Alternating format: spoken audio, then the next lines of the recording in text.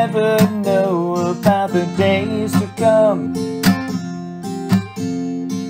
but we think about them anyway, yeah.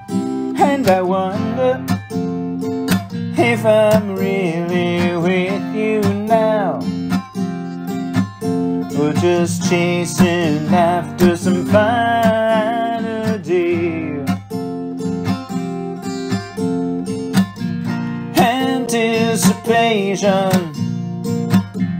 Anticipation is making me late, is keeping me waiting.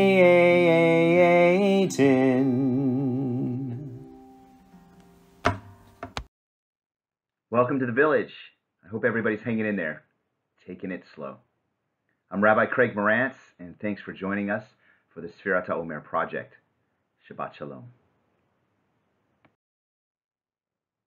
Let's stuff another midah in our virtual toolbox. Sinai is getting closer and closer. I hope you enjoyed our lesson in applied virtue, especially if you've ever tried to pour Heinz ketchup from a bottle. Today's midah is Savlanut, patience. What is patience? What is Savlanut? Well, according to Rabbi Shlomo Wolbe, the patient person is exactly like someone who is carrying a heavy package, even though it weighs upon them. They continue to go on their way and don't take a break from carrying it. The same is true in all the relationships that are between people. We see and hear many things that aren't according to our will, and still we continue to be good friends. I remember back to my student-athlete days. I would go to baseball practice, and I would take dozens and dozens of swings off the batting tee, maybe 100 swings from both the left and the right, as a way of perfecting my swing. Practice makes perfect, right? Or as I prefer to say, practice makes progress. Well, I assure you that both practice and progress require patience. Sometimes my hands would blister. Sometimes my hands would bleed. But I hung in there till the job was done so that I might reap the benefits of my patient and dedicated effort every time I stepped into the batter's box. So then, let's consider for a moment the wisdom of Rabbi Menachem Mendel Leffin in his classic Musar text called Cheshbon HaNefesh. Here, Rabbi Leffin speaks of Savlanut as a form of endurance through challenging, unavoidable, and painful realities. Chevre, it's true that these realities take numerous forms in our tradition. The Torah, the Bible, is replete with examples of patience or Savlanut. The patience of Jacob serving 7 years for Rachel's hand in marriage. The patience of the Hebrew slaves suffering through 400 years of slavery. The patience of Hannah enduring despair and embracing hope during her fertility journey.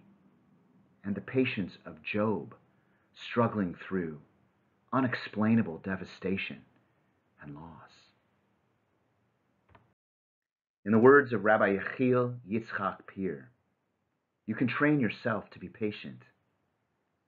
You can train yourself to open the space between the match and the fuse.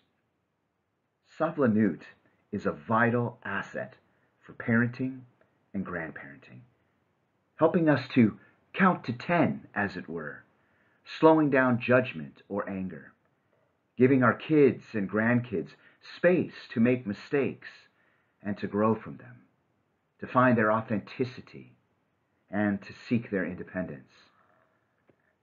I find Savlanut can be so self-healing, steadying me as I work through ups and downs in my life, inspiring forgiveness, resilience, humility, and perseverance, helping me to stay life's course as I try to improve as a husband and as a father, as a son and as a brother, as a friend and as a citizen, as a rabbi and as a human being.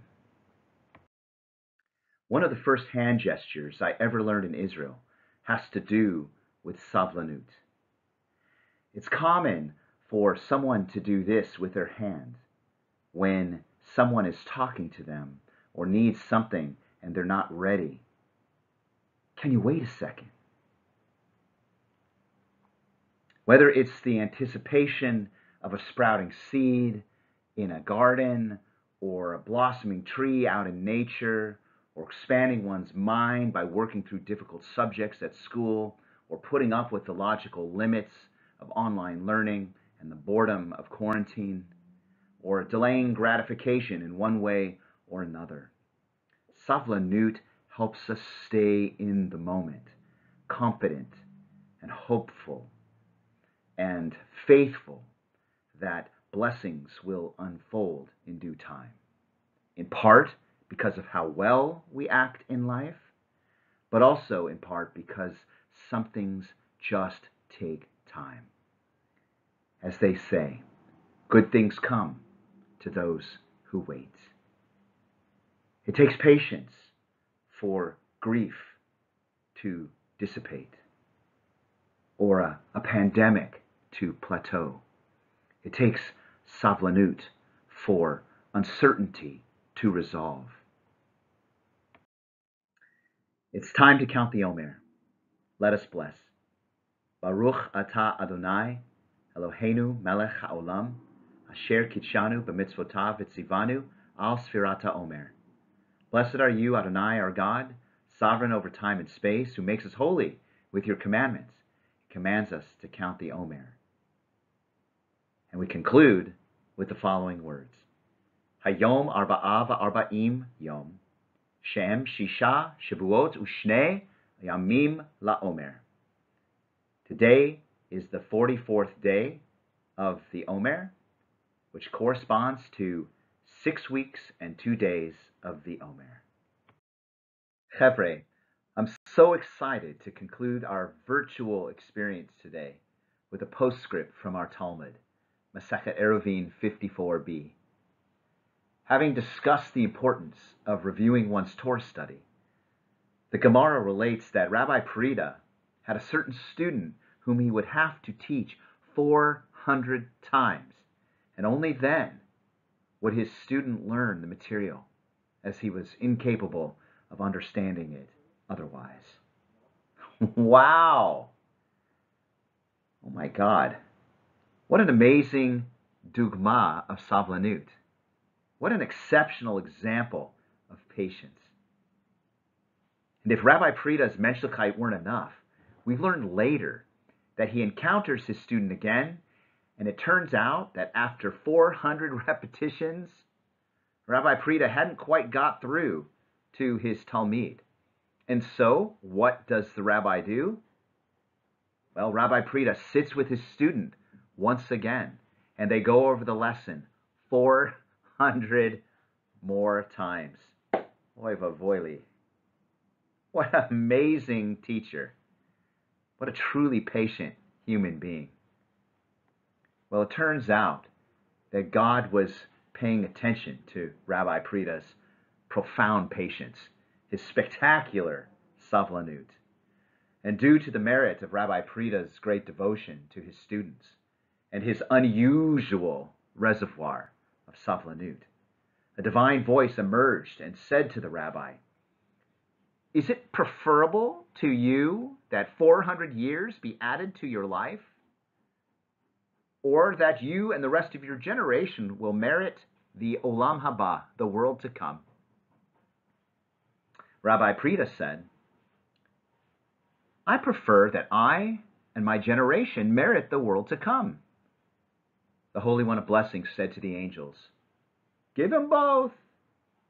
The rabbi shall live a very long life, and he and the rest of his generation will merit the world to come. Being patient means working through a goal that seems challenging, maybe even improbable, if not seemingly impossible.